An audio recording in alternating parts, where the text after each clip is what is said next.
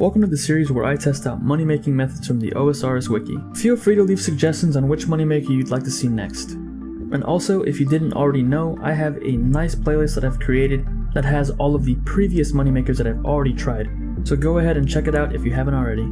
With that being said, let's get into the video.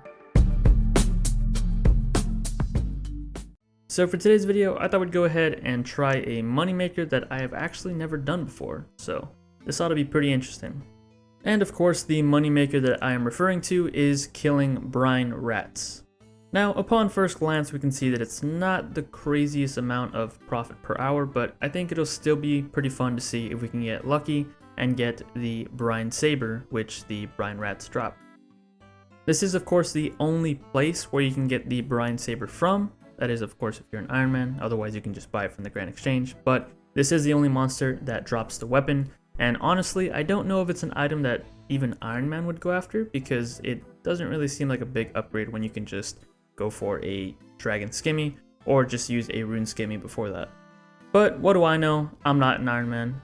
Hopefully someone who's watching this video is, and they can inform us in the comments if this is a worthwhile upgrade to go for.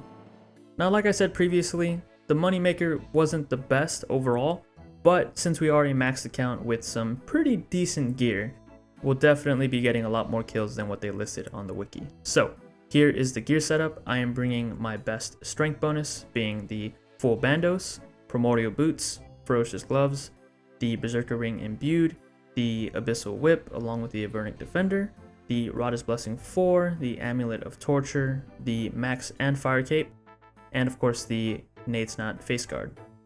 As for the inventory, I did decide to bring my divine super strength potions to get us some extra max hits, which ultimately gives us more DPS. And I'm also bringing a dragon dagger for some specs, and the Saradomin Godsword in case they do some decent damage. The Saradomin Godsword special attack pretty much negates the need to bring any food or prayer pots throughout this. And we're also bringing a spade to access the area where we are going to be killing the brine rats. So as for getting there, we will be using the fairy ring code DKS to teleport us to the Fremenic Province Polar Hunter area. And from here, you can run north just a little bit to this tree that you see over here and use the spade to dig, and you'll find yourself inside the cave where the brine rats are. Now, I had completely forgotten about this place because the only time that I've been here, I believe, was for the quest, Olaf's quest. And besides that, I don't think I ever had a reason to come back here, unless there's maybe a clue step that makes you come here, but again, I really don't recognize this area. But as far as the brine rats go, you just follow this path that I am currently taking, and here you can see all of the little pink rats running around. And it is very important that you don't underestimate these guys. They are level 70, and they can hit quite often, so make sure you bring food if you don't have the best gear. And even if you do run out of food, these guys actually drop some uncooked swordfish and uncooked shark, so if you have the cooking level, you could possibly bring a tinderbox with some logs and cook some food down here.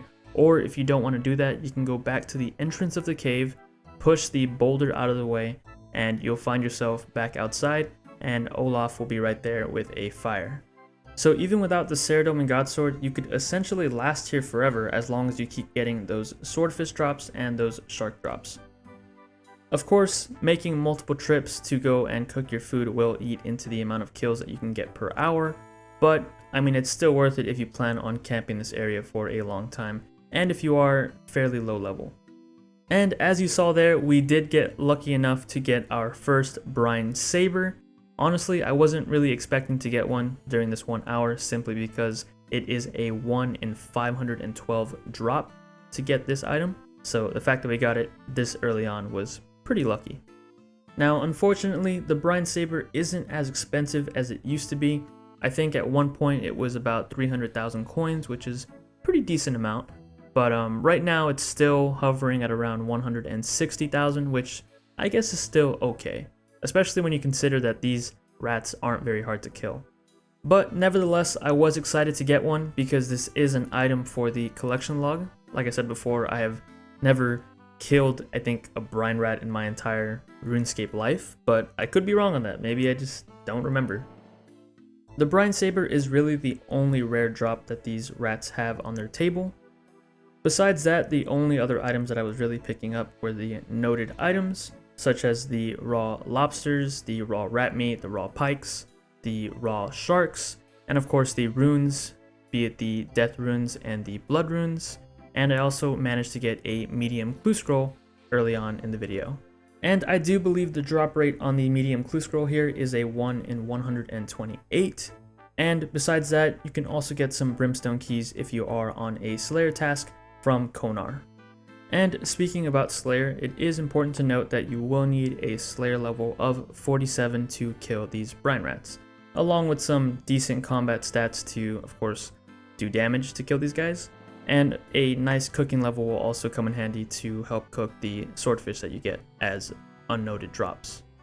And just when I thought that our luck had run out by getting that Brine Saber early on, we did in fact get our second Brine Saber before the end of the video, which was honestly very unexpected, and although it's not worth a lot of money, I still enjoyed looking at it on the ground.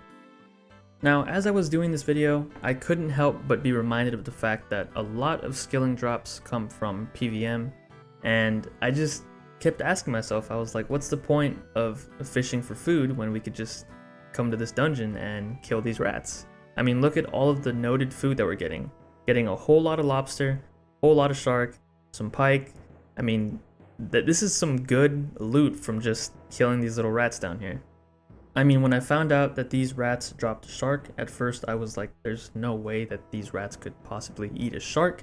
But then I remembered, oh, it's in noted form. Maybe the rat killed an adventurer who went down here and for some reason had noted shark on him and he dropped it and then the rat ate it.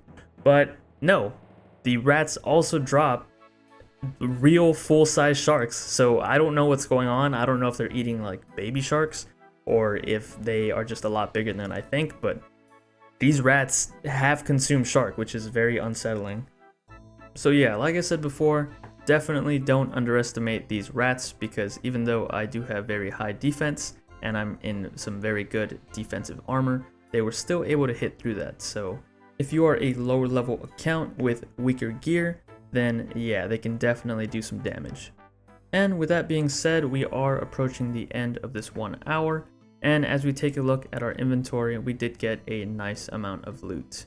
So if we go ahead and do a price check on all of the stuff that we got, including the unnoted versions of the fish that I picked up, just in case, you know, who knows, I might have needed food later, or I could just sell it off for a little bit extra profit. But here's the final price check, 537,000 coins from 1 hour.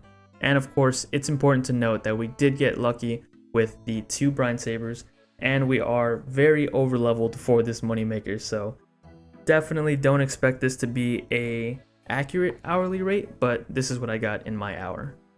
And like I say with all of my videos, definitely put them in there for at least market price or slightly over so that you can maximize your total profit. Here I just tried to put the more expensive items in there for market price, and then the ones that didn't contribute too much, I just put them in there for a very low amount to sell them off as quickly as possible for the sake of the video.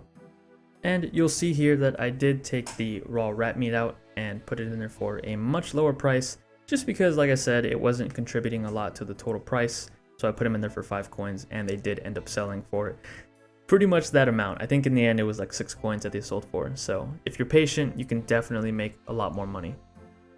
And the final price check there showed around 530,000 coins, so again, not bad for 1 hour of killing some rats. Now we can go ahead and calculate the total profit from this 1 hour. So if we subtract the cost of supplies, which was just the divine super strength potions, we get 8,982. Subtract that from the total amount of money that we made, which was 530,544 GP, we get a grand total profit of 521,562 GP. Now again, this is a lot more than what the wiki was estimating, but we did in fact get lucky with the Brine Sabers, and we are a very strong account to be killing these brine rats. So we definitely killed a lot more than what they estimated, which I believe was like 150. Here's a look at the amount of XP that we got throughout this 1 hour, and here's a look at all of the loot from the rats that we killed. As you can see, we were able to kill a total of 426, so yeah, definitely a lot more than the wiki estimate. I just want to say thanks for checking out the video, and if you enjoyed it, please consider giving it a thumbs up and possibly even a subscription. And as always, I will catch you guys in the next episode.